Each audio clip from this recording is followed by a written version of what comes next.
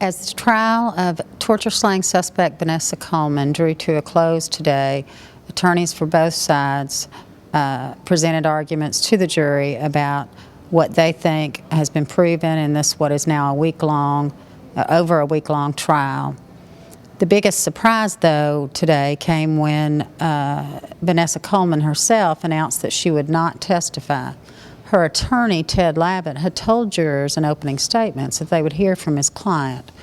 It's not clear why she opted not to testify, but Lavit made it clear that he was okay with that decision. He did send to the witness stand Greg and Linda Coleman, that's Miss Coleman's parents, and they talked about the fact that they were led to believe that Vanessa would not be charged, that she was being treated by authorities as a witness.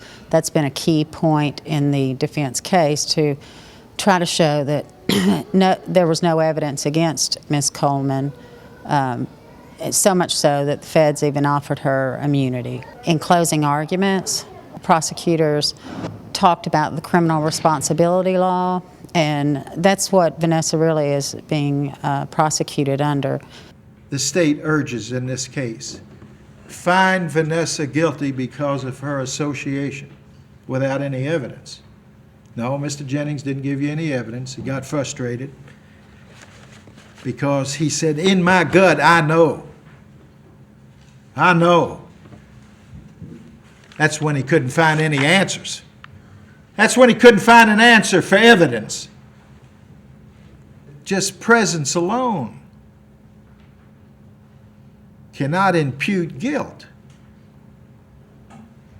There's no evidence that she played a direct role in either Shannon Christian or Chris Newsom's death, but what the state says is that she is criminally responsible for those deaths and all the other crimes committed against this young couple because, as Prosecutor Leland Price told jurors, she was in on it.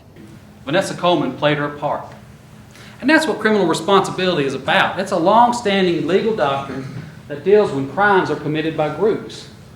This was a complex crime. To take two young people like that out, rob them, rape them separately down at the railroad tracks while one person's back at the house, it took more than one person. It took a group. You've got any number of ways to get out of this house while this is going on, while he's occupied raping Shannon Christian. And what does she do? She doesn't go anywhere. She stays. Because she's in it up to here. She's part of it. He said that she allowed Chris to be killed by holding Shannon hostage so the guys could go take care of Chris.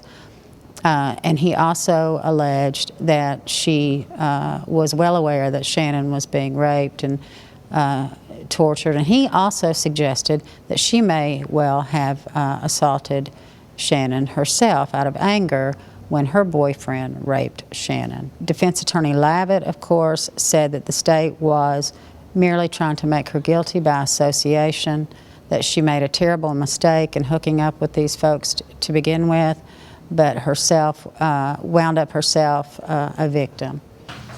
Just because it's a young woman over there doesn't mean she can't commit murder. She did. She joined in this crime, and she's responsible as much as the rest of them. I ask that you return a verdict of guilty on all the counts. Thank you. The judge is sending the jury home for the night. They will return in the morning to begin deliberations.